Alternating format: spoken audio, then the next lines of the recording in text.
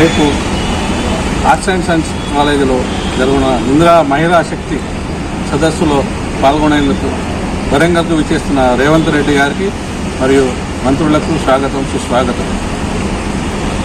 మహిళల గురించి కాంగ్రెస్ ప్రభుత్వం ఎన్నో విధాలుగా అభివృద్ధి పనులు చేసి చూపెడుతుంది. ఫ్రీ బస్సు కానివ్వండి, 500 రూపాయల గ్యాస్ సిలిండర్ కానివ్వండి, ఉచిత కరెంటు కానివ్వండి, ఇవన్నీ ఈ మహిళలకు ఇవన్నీ పథకాలు ప్రవేశపెట్టడం మహిళలకు సంతోషిస్తుంది.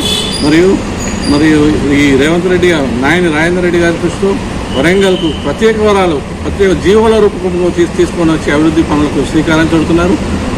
ఈవెన్ మానూరు ఎయిర్పోర్ట్ విషయంలోనూ కార్పొరేషన్కు 32 కోట్లు రిలీజ్ చేసుడు, మరియు కాజీపేట ఆర్ఓబి దానికైనా, నయీంనగర్ నాలా అభివృద్ధికైనా, పాలిటెక్నిక్ కళాశాలకు 28 కోట్లు మంజూరు చేసి నాయని రాజేందర్ రెడ్డి సత్తాయంతో నిరూపించుకున్నారు.